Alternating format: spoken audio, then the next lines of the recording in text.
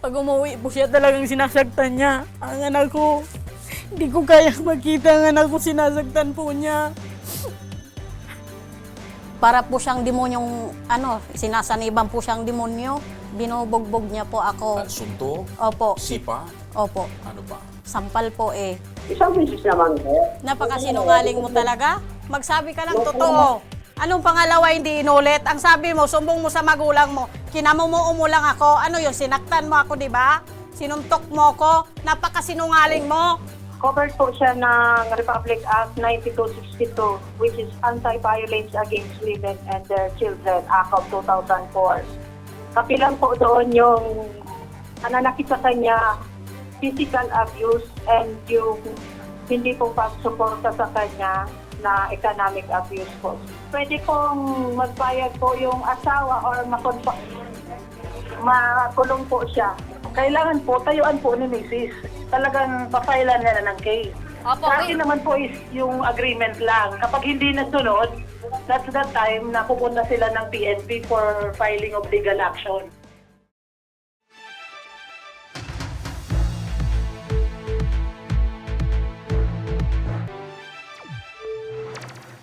Kasama natin ngayon sa ating studio si Rosemary Ugayon na residente ng Villapaz, Subilyar, Albay.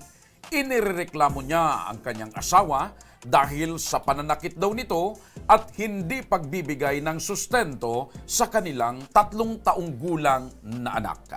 Magandang hapon sa iyo, Rosemary. Magandang hapon po.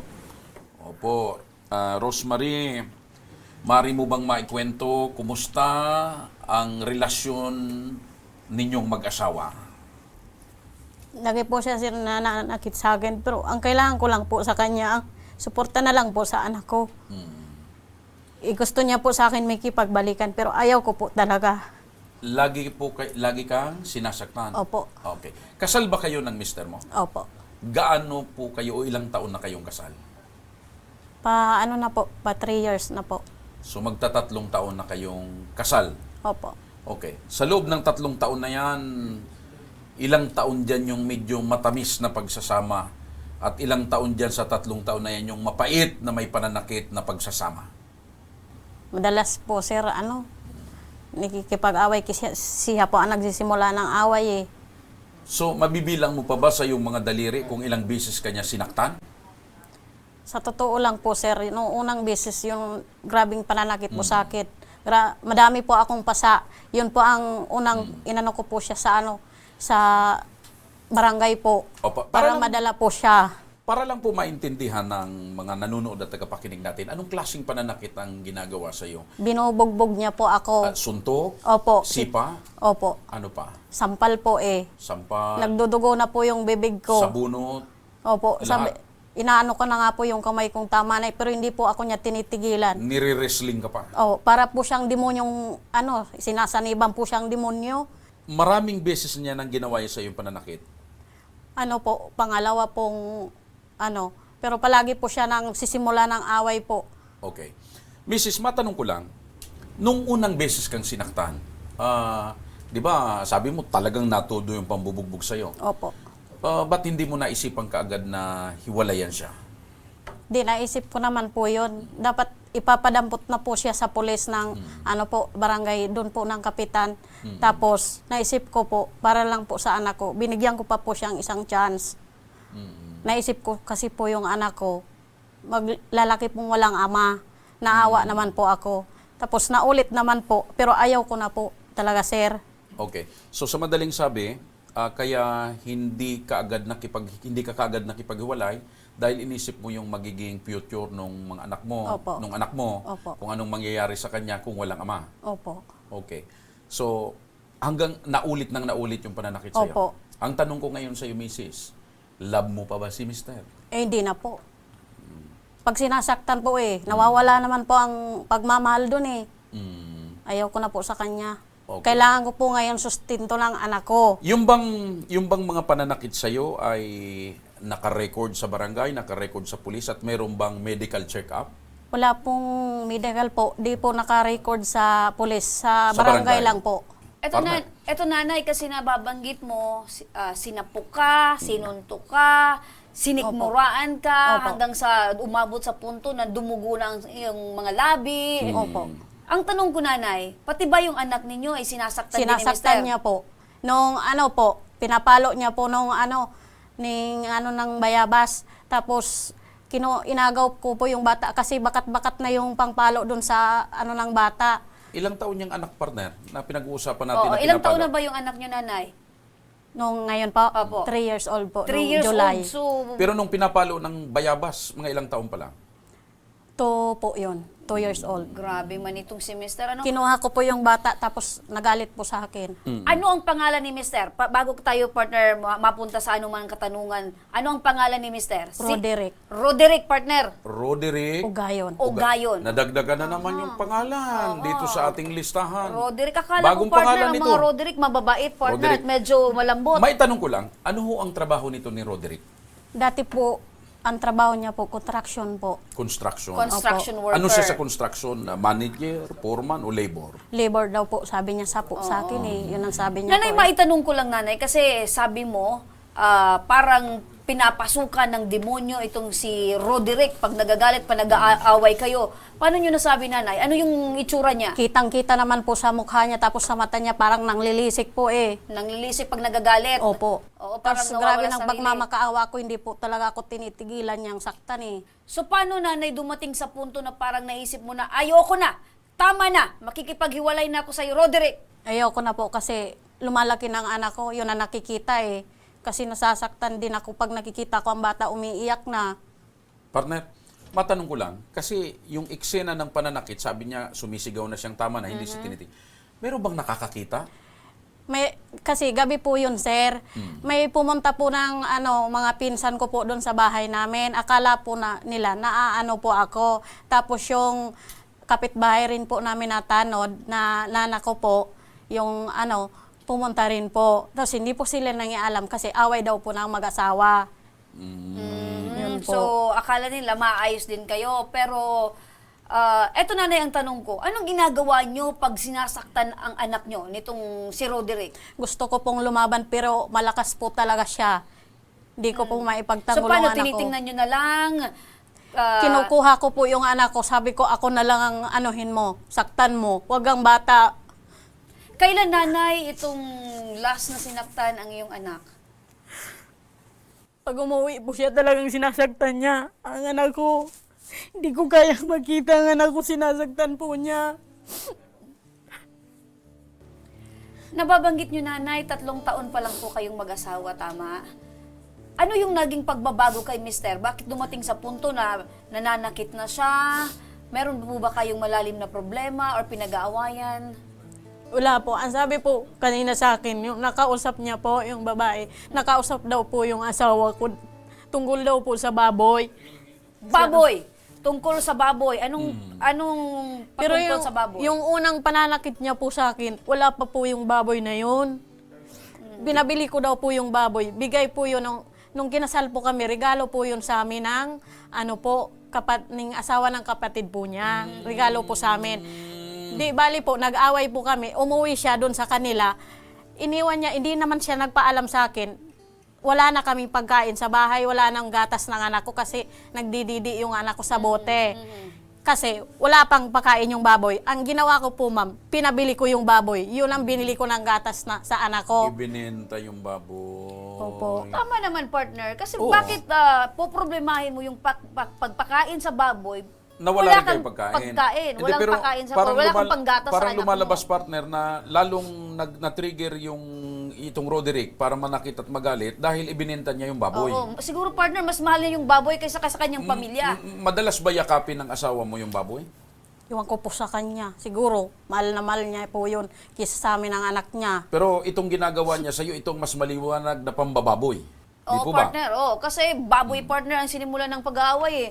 Oo. Pero ngayon po, nanay, sa pangalawang pagkakataon, kasi nababanggit mo, gusto talaga ni Roderick makipagbalikan sa iyo. Sabi niya po, Ibig sabihin, baka mahal ka pa niya, nanay. sabi niya po sa akin, nung nasa Batangas po ako, mahal po ako niya. Pero ako sinasabi ko po ang totoo sa kanya. Sabi ko, hindi kinakita mahal dahil ayaw ko na sa'yo. Dahil palagi kang nananakit. So, mahal ka pa niya, pero hindi mo na siya mahal. Opo, sabi niya po sa akin sa cellphone. So, wala na ba nanay na second chance? Ay, wala na po. Ayoko na po. Wala ka na bang kilig na Ay, wala po. nararamdaman Wala kay Roderick? Ang priority ko po ngayon ang anak ko. Kailan kayo nanay pinakahuling nagsabi ng I love you kay Roderick? Nagagalit nga po siya kasi hindi daw ako nag-I love you. Ay, yan naman kasi nanay. Ayoko. Bakit ayaw mo naman Ayaw mag-I love ko. you nanay? Sama ng ugali niya, ayaw ko. Pero, Nag-I love you ako sa kanya nung boyfriend ko pa lang siya. alam- Pero ngayon nasa teka muna, ayaw ko na. partner. Matanong ko lang, saan ba kayo nagkita nito at bakit na in love ka kay Roderick? Alam mo, gawa po sir yan. Yung pinsan ko, yung kapatid ng asawa ko, asawa rin ng pinsan ko. Yun po, binigay yung number ko, doon po kami nagkakilala. Doon kayo nag-I love you-han. Ewan ko po, hindi po kami nag-I love you doon. Nung una mong nakilala siya, kinilig ka din ba? Ay, hindi po. Ayoko. So, hindi mo naisip na gagawin kang pansimbag ni Hindi Roderick? ko po naisip po yun. Okay. Mukhang si nanay, partner, parang ayaw niyang magsabi na nag-I love you siya dahil galit nga siya kay Roderick. Ang nangingibabaw na ngayon kay nanay ay Galit. puot at galit. Siyempre, partner, ikaw ba naman saktan at pati yung anak, partner? Partner, subukan natin. Ito, partner, para malaman rin natin na ang panig ng kanyang mister, nasa linya ng ating telepono si Roderick Ugayon. Magandang hapon, Sir Roderick. Yes, madam. Opo, Sir Roderick, ano ang masasabi mo sa sumbong ng iyong misis? Totoo ba na sinasaktan niyo si misis pati yung sarili niyong anak? Oo, madam. Magda ko yung anak. Dahil ayaw ko siyang saktan. Ano ko na lang yung anak. Ulitin ko lang, tatay, ayaw niyong saktan si misis at ang iyong anak.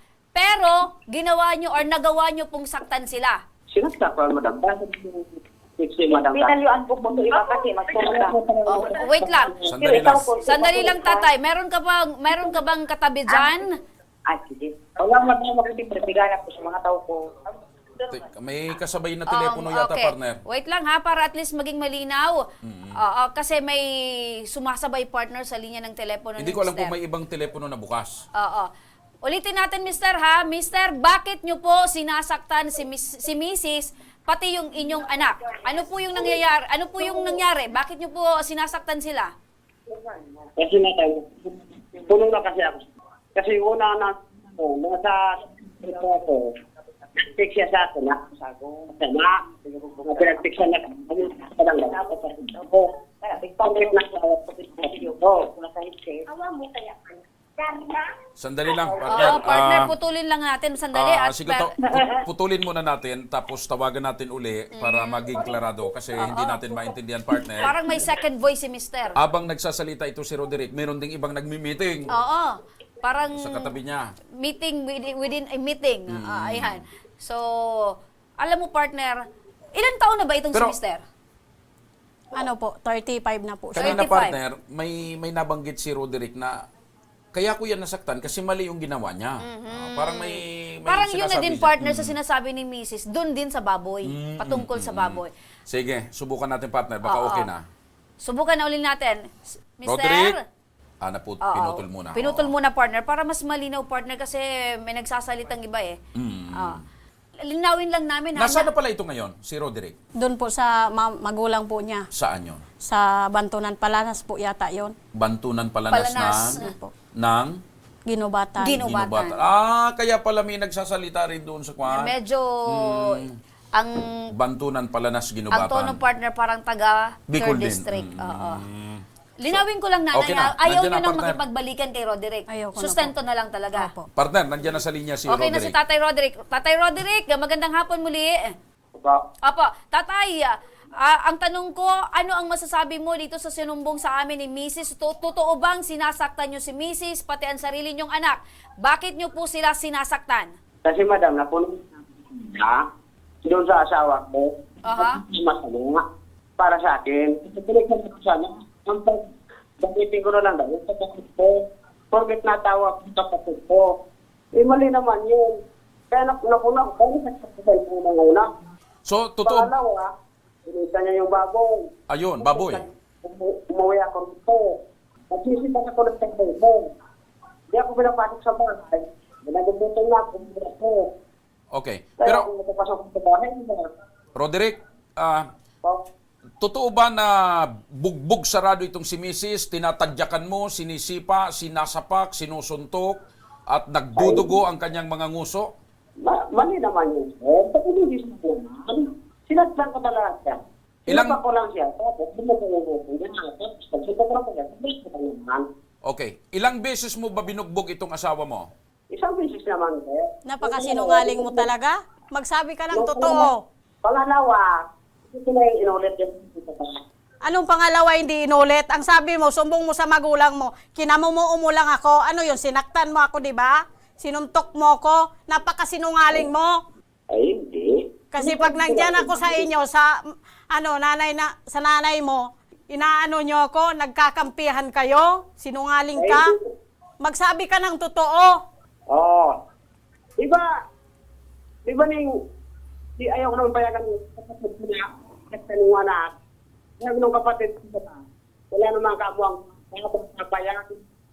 Tapos sa nanay ko, Oo.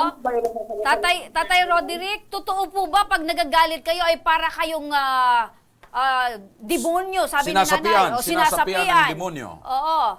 hindi naman siguro. Okay. Ito yung sanod na tanong ko, Roderick. Nababanggit nyo kanina na kaya mo siya sinaktan dahil sa baboy. So, ibig nyong sabihin, Roderick, mas mahal mo yung baboy kaysa sa misis mo? Hindi yun, sir. Ang totoo mo talaga. Ako mo nakumog ka, sir. Kaya nasaktan ko yan. Kaya mo, gamitin ko na lang yun. Pero no, hindi ko kasi sabi ko, kubaya ko lang muna.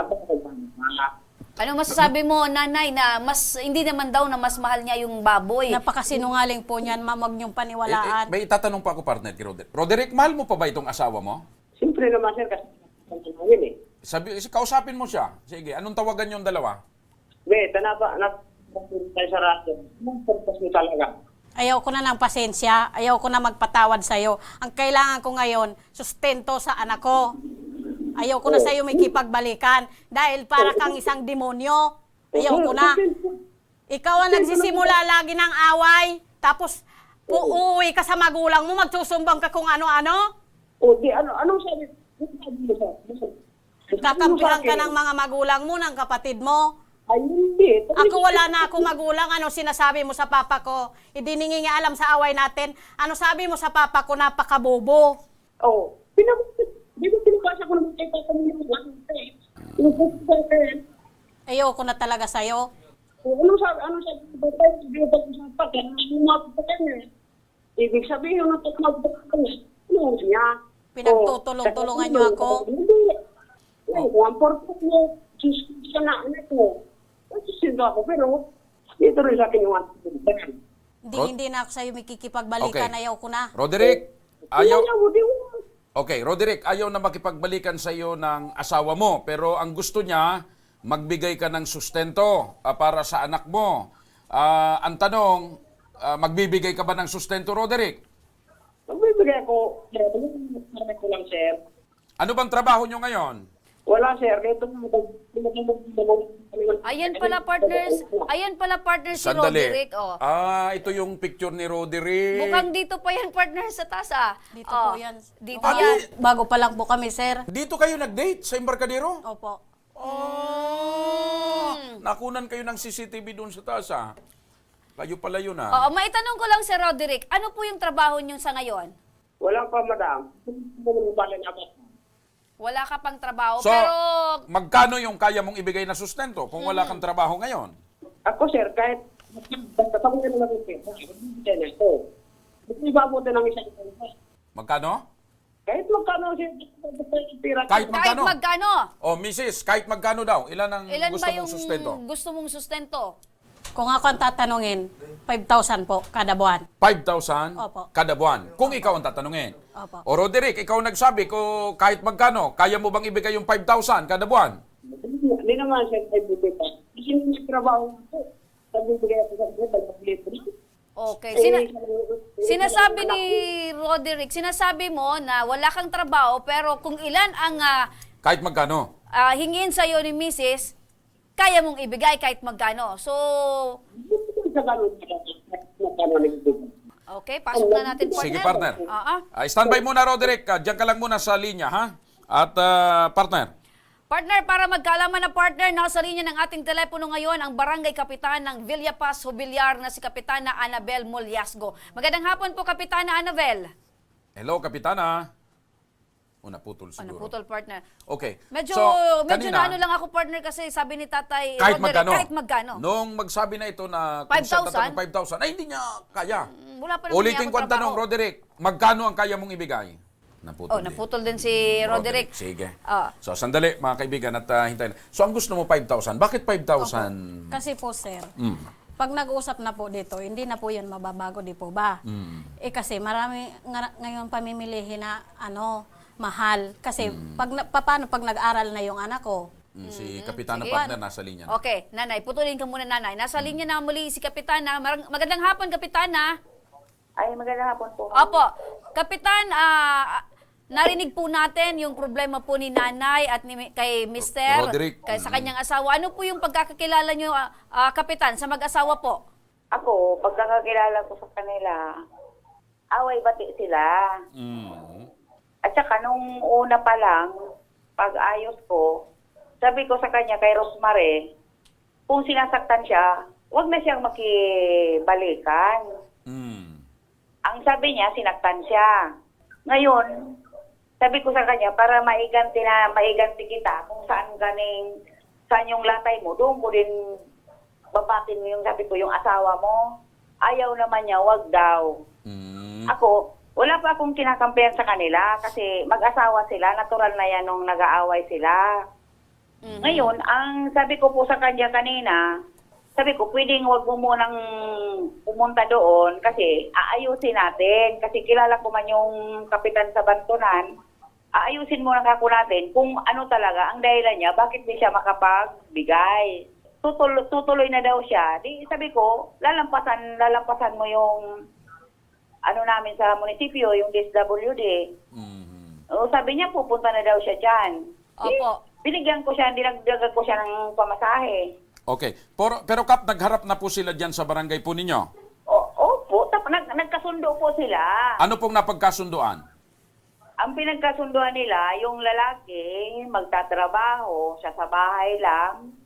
At may sa pinirma ng lalaki, wag na niyang sasaktan yung asawa niya. Natupad po ba yung pinagkasunduan, Kapitana? Ang sabi niya, hindi daw natupad kasi nag-away sila dahil sa baboy. So, ibig sabihin nito, Kap, yung napag-usapan... Walang nangyari. Walang nangyari. Kumbaga, sa isang bahay pa rin sila, pero wala nang sakitan na mangyayari. Dapat, sana. Opo. Pero dahil sa baboy, partner, Naulit. naulit-ulit. Ayun. Okay, maraming salamat po, Kapitan Annabel. Okay po, thank you po. Okay. So, yun, partner, ang napag-usapan sa barangay, partner, na wala nang mangyayaring sakitan. Pero sa isang bahay pa rin sila. Okay. So, ano talaga ang gusto mo na ngayon? Hingin na lang ng sustento? Opo. Ayaw mo nang magkabalikan kayo? Ayaw ko na. Ayaw nyo nang mag-date uli kayo dito ni Roderick sa Embarcadero? Totoo po yun, nanay, na yung napag-usapan nyo sa barangay ay isa pa rin kayo sa isang bahay, pero wala nang sakitan na mangyayari. Opo, Kaya pumayag ka. Opo. Tapos nangyari ulit, Kasi- sinaktan ka ulit dahil sa baboy. Nangako po siya. Nagpirma po doon sa barangay. Opo. Tapos siya pa din yung hindi sumunod sa kasunduan. siya pa. Okay. Siguro balikan ko si Roderick. Roderick? Okay. Kasi tanungin natin si Roderick. Oo. Kasi okay. si- Roderick? Yes. Roderick, ano bang plano mo? Gusto mo pa bang magkabalikan kayo ng iyong asawa at mabuo mo ang inyong pamilya? Kung mas ako, So, ano ang plano mo dito sa asawa mo at sa anak mo? kung gusto ko, sir, magkita na, sir, anak buhay ko eh. Ano yon, Roderick? Wala kami pera. Wala kami rito. Wala daw silang pera, pero pwedeng pumunta doon. Medyo malabo lang yung linya. Oo, parang hindi Pero naman... si nanay talaga, sinasabi niya, desididong ayaw niya na. Ayaw Okay. na po. So, para magkaalaman na partner, kung may kaso bang kakaharapin itong si Roderick, ano ang pwedeng asahan ni Mrs. na proseso na sa kabilang linya ng ating telepono si Police Staff Sergeant Maria Fe Estilita ng Women's and Children's Protection Desk ng Jubilar Municipal Police Station. Magandang hapon po, Staff Sergeant Maria Fe Estilita. Magandang hapon din po, sir. Opo. Ma'am, Yung bang pananakit ng isang mister, pambubugbog sa kanyang asawa at pananakit sa kanyang anak ay may kaukulang kaso po ba na kakaharapin ng isang lalaki o isang mister? Sa ano po, sir, covered po siya ng Republic Act 9262, which is Anti-Violence Against Women and Their Children, Act of 2004. Kapilang po doon yung pananakit sa kanya, physical abuse, and yung hindi po pagsuporta sa kanya na economic abuse po, sir. So, ano pong, Staff Sergeant, ano pong kaso ang pwedeng isampa sa lalaking gumagawa nito sa kanyang misis at kanyang anak? Yun na po, sir, na Republic Act 9262, sir. Mhm. So, ito pong si Mrs., ano pong proseso ang kailangan niyang gawin patungkol dito sa kanyang reklamo ng pambubugbog, pananakit, at hindi pagsustento niyang kanyang mister? Ano pong dapat gawin nitong Mrs.? Kung yung sa physical abuse po, sir, kailangan po may medical certificate po siya. As evidence po na talagang sinasaktan siya nung asawa niya. Ngayon po, sir, yung sa economic abuse naman, dapat po, kung may trabaho po yung asawa niya regular. Kung wala naman pong trabaho yung asawa niya, nakadepende po kung kailan po may trabaho yung asawa niya, saka lang po pwede makakapag-produce ng suporta sa kanya sa bata. Opo. Staff Sergeant, kasi sa barangay po, nagkaroon na po ng kasunduan itong mag-asawa na magbibigay ito pong si Mister ng suporta. Pero hindi po sumunod itong si Tatay Roderick. May pwede po bang kasong kaharapin si Mister kapag hindi siya tumupad sa kanilang kasunduan? Yes po, ma'am. In connection po sa RA 9262, yung economic abuse po. Opo. Ito po ba ay may karampatang pagkakakulong o penalidad? Depende po sa damages po, ma'am. Pwede pong magbayad po yung asawa or makulong po siya. Opo. So with that po, Police Staff Sergeant Maria Festelita ng Women and Children Protection Desk ng Mobiliar Municipal Police Station, maraming salamat po. Thank you po, ma'am. Ayan, partner. So, Mrs., pwede kang magreklamo sa pulis, ano? At maaring makasuhan yung iyong mister. Okay? Roderick, narinig mo ba yung pahayag ng Philippine National Police? Yes, sir. So ngayon, Roderick, ano ang gusto mo? Asikasuhin mo yung pangangailangan ng asawa mo at ng anak mo, yung sustento, o gusto mong masampahan ng kaso at makulong? Yes, anak, bukan ko lang yung pikante. Kung meron na hindi pa 5,000.